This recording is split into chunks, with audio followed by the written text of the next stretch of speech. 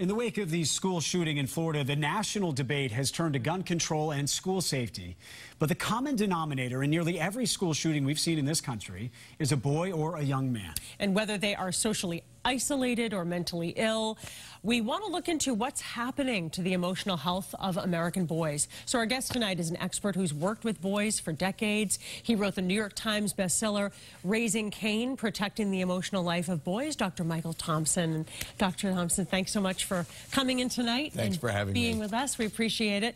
And so many of these adolescent boys, we learn after the fact, are very angry, they're bitter, they want to go back into these school situations and exact some sort of revenge on the people that they know. What is going on in the minds of one of these boys? Well, we have to remember the vast, vast majority of boys are healthy and have friendships and doing their homework and want to contribute to society. Even though most violence is committed by young men, the vast majority of young men are not violent. It's important we don't get confused about that. What we have here is a very disturbed young man. And mental illness isn't contagious, but the way you display mental illness is contagious. We have girls who cut, and then their friends who are very upset start to cut, slicing your wrists, those kinds of things. We also know that suicide is contagious, that it happens in clusters, and we're always trying to manage for that. What's now happened is that school shootings have become contagious. They've become ritualized. And a desperately unhappy, mentally unstable boy who has nobody in the world who can catch him and hold him is thinking, this is the way to go out. This is the way to effectively end my life. Since Columbine, it has been an exponential increase. You also wrote a book called Mom, They're Teasing Me. Parents in schools rightfully are being told to be concerned about bullying and all that stuff and being kind to one another. At the same time, we want kids to be able to tell a teacher if they think a classmate is acting in a way that where they might be dangerous. How do we bridge that, where you're being kind, but you're also looking for warning signs in someone and able to tell someone about it? Teenagers never want to tell adults about what's going on with other teenagers, but many kids did say that this boy was in trouble. There were many red flags. He exhibited so many symptoms and told so many people.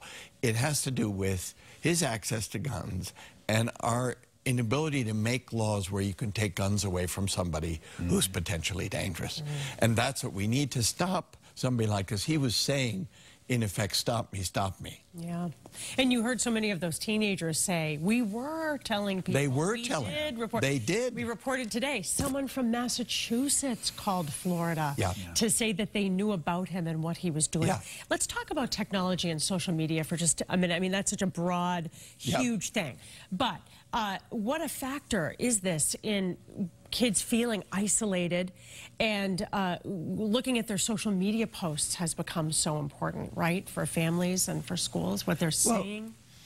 I think the internet is a two-edged sword.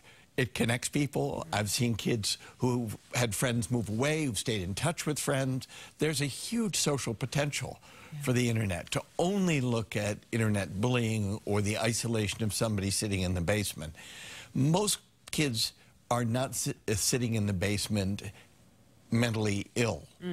And what we hear about in these terrible tragedies is somebody who's in front of a computer but has no friends, or in the case of this boy, no parents. He was an adopted boy with perhaps, I don't know, an attachment disorder, then lost both parents. He lost his mother last Thanksgiving. He had nobody in the world. And say it's just teasing or bullying in school is to trivialize a serious mental illness. We've been, to speak about this more broadly, we've been encouraging, as we should, more confidence in girls. And in the meantime, it seems like, in some ways, in school, boys have been left behind. They're suspended at much higher rates. They're expelled at much higher rates. They're disciplined in general at much higher rates. And they're graduating at much lower rates. This young man, Nicholas Cruz, in fact, was expelled last year. What are we doing wrong in school? Is there a new approach that we need to take with boys in school? Well, it's a real challenge because we did something great by leveling the playing field for girls and stop directing them into home economics instead of physics.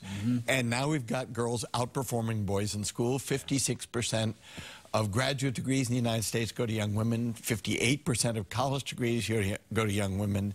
And boys have been flatlining academically for 50 years, and girls just zoomed by them. Yeah. What we need is more research and more resources put into engaging boys in school, particularly in the early years. It's really important that schools get boys, not always scold them, not always punish them. They are more physically active than girls. They will always be. 3/4 of the boys in the class, in kindergarten class, are more active than any girl. Yeah. I mean, you don't need an expert to tell you that. Just go look. Just go look at them. Yeah. But what they need is ways in which school can use their energy, give them recess so they can expend their energy, and teachers who are engaging. Yeah. You want to make them love school. That's right. Early on, and catch them early on. All right. Dr. Michael Thompson, thank you so much. There's the book again, Raising Cain. Thank you so much for coming in. Eric, what's going on with